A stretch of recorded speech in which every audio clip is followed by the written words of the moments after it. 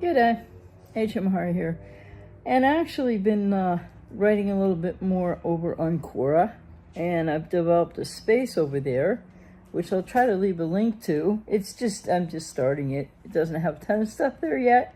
I'll try to leave a link to it in the description under this video. So I'm not reading anybody else's anything, just my own writing. The question was, can a person become addicted to the mood swings of their partner if their partner has borderline personality disorder? My answer is, well, many people definitely feel addicted to the mood swings of a partner with borderline personality disorder or undiagnosed BPD with presenting relational behavioral issues of borderline personality, often along with the chaos, the drama, and the intensity, along with, of course, intense, intimate physical relations, which might be out of this world, while emotionally, relationally, and other ways, things are very problematic. Well, people feel addicted to mood swings, intensity, chaos and drama, etc., of people with BPD. That's rooted in trauma-bonded dynamics from people with codependency, and it's very much the experience of limerence. And it's not really an addiction. So limerence, and I'll put a couple of podcast episodes or things I've done on limerence below this video, is a state of mind that drives strong emotional feelings, result from romantic feelings for another person. Doesn't have to be romantic feelings, though. Typically including intrusive, melancholic thoughts or tragic, codependent concerns, so an abandonment of self, to be so concerned about other, the borderline, codependent concerns for the object of one's affection, as well as a desire to form or maintain a relationship with the object of love, or this person you really feel that you love, but you don't know who they are. People don't realize this when it's first happening to them, when you're getting involved with somebody with BPD. You're seeking external validation of your own unmet needs unconsciously, or in an unconscious way, to have one's feelings reciprocated. You want to have your feelings reciprocated, of course, primarily by a person or object, in quotes, that cannot reciprocate your actual feelings of, quote, love, unquote. Whether you're in a relationship with them or not, or if you were in a relationship and were discarded, and now you're stuck. You're still in the trauma bond. You can't move on. You can't let go. You're ruminating. You're suffering intensely and horribly. 3 stages of limerence are infatuation. So that's the beginning. Crystallization, where your love and your feelings and your infatuation grows with essentially who you thought that borderline was, as you start to find out they're not really who you thought they were. And then deterioration. And deterioration, there's much to say about that. But just be aware of this, and you can check out the videos I leave below this video. But the thing is about the deterioration, comes into play wherein I've talked in a video about the cost of loving somebody with borderline personality disorder is losing yourself. It impacts your physical health, your mental health, and it means you really don't know yourself as well as you thought you did, but who's going to know that until you come across this experience, unfortunately. And then people feel so addicted, but it's really not an addiction to the borderline. Might be an addiction to the great feelings in the beginning, but then that's reminiscent, that goes back to something, it's connected and rooted in something in your childhood. So those are the 3 stages of limerence. These stages of limerence are devastating for many after a BP relationship breakup, ghosting, or discard. And they are not the only cause for endless rumination, and of course there's cognitive dissonance and etc. But they are often, intrusive thoughts are often driven by limerence, but not for every single person. Yeah, I'm going to have a lot more coming on this in a space I created on Quora, which has the same title as my podcast, Surviving BPD Relationship Breakup and Codependency Recovery, although that's just a little bit about an answer to a question that I put up on Quora today that has to do with, can a person become addicted to the mood swings of their partner if they have borderline personality disorder, or I would also add, if they're showing all the signs and sort of patterns relationally devastating relational patterns, which are, you know, betrayal bonds and come from people with BPD's disorganized attachment style.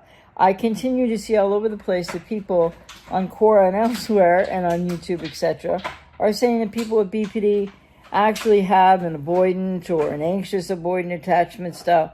It's not true at all. It's disorganized. And disorganized, essentially a disorganized attachment style, means that somebody doesn't have the ability or the skills or the emotional understanding or capacity to actually attach. So the abandonment trauma in the early childhood, the highest percentage of most people with BPD, the abandonment trauma, the disorganized attachment, in fact that people with BPD who will go on to either show the patterns in relationships and quote love unquote because they really don't love you. They don't have a self from which to love you.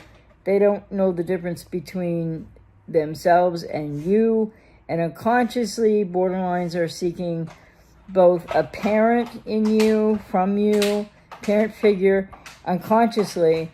And also, yeah, they want to be loved, but they don't know how to accept your love because it's too scary. They can't trust it. And the kinder you are, the more you'll be punished for that kindness.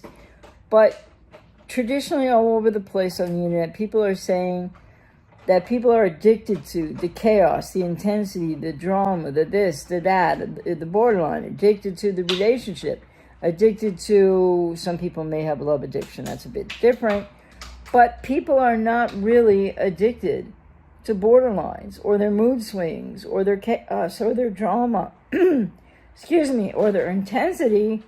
It's more to the point, what is really driving how you feel addicted to them. And how, yes, if they just ghost you or discard you, people have reported to me, I've been working with clients for 34 years now, and I'm out here to work with you if I resonate with you.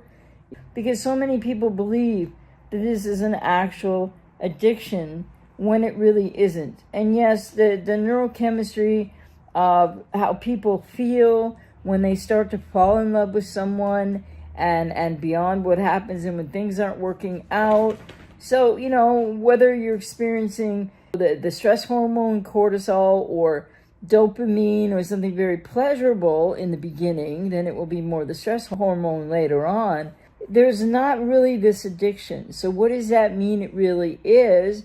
And I have a lot more to say on this. And like, if you would like to know more in your situation, wherever you're at, or you have a million questions you haven't got answers for yet, by all means, please purchase and book a session or sessions with me. I would be more than happy to work with you. And with clients, I answer unending amounts of questions from all different angles, maybe many, many times over in sessions. It's my absolute pleasure to do so, as well to help people to really understand limerence, understand their own neurology and how that works against you. Everybody's neurology works against you, or neurochemistry works, and endocrine systems and nervous systems work against you when you're on the borderline roller coaster, because you experience that you fall so in love with this person, and then all of a sudden, what's going on? You're devalued, split to devaluations, maybe ghosting, discarding, on, off, and it's like, what the heck's going on now? And then you get into a roller coaster of your own emotions, but most people identify that as the roller coaster of the borderline stuff only, but you're in the dynamic. And so you're not responsible for what anybody with BPD does to you or how they negatively impact you or traumatize you, but you are responsible to look into, you know, like maybe work with someone like myself if you resonate with me, codependency. And if you don't believe in codependency, we could talk about that. But why you likely have codependency to one degree or another, and it's not the same for everybody, and why you feel so addicted to a borderline. So if you feel addicted to a borderline, and maybe, you know, they've ghosted you and you don't know if it's a final discard, and you're maybe trying to recycle the relationship or not, then I would highly recommend you really do need to work with someone. And if you resonate with me, I'm out here to help you with that. But in the meantime, as much as it feels like addiction to their mood swings or their chaos or the drama, the intensity, it's not actually addiction. So if you want to learn more about what it is, stay tuned here. Follow my podcast, Surviving BPD Relationship Breakup. And also check out, find me on Quora. I'm going to be doing a lot more on Quora. I figure, hey, there's a lot of crazy information over there. There's some good information over there. But why don't I just do a little bit more over there? And then I'm going to have much more coming on my website soon. Some announcements coming. Not prepared to make them yet, but some actual things that are going to come. And some big changes coming to my website. Anyway, I hope you found this helpful. I hope you check out other videos of mine on my channel, and it is just my strong passion and desire to help people who are so lost, so traumatized, in the middle of a relationship with somebody with BPD or even NPD, or after you've been ghosted or discarded and you're in a world of hurt. Because you can't help yourself with this. You will not be able to heal and move on until and unless you understand, work with someone, and break the trauma bonds that these relationships are rooted from, but nobody knows that going into them, unfortunately.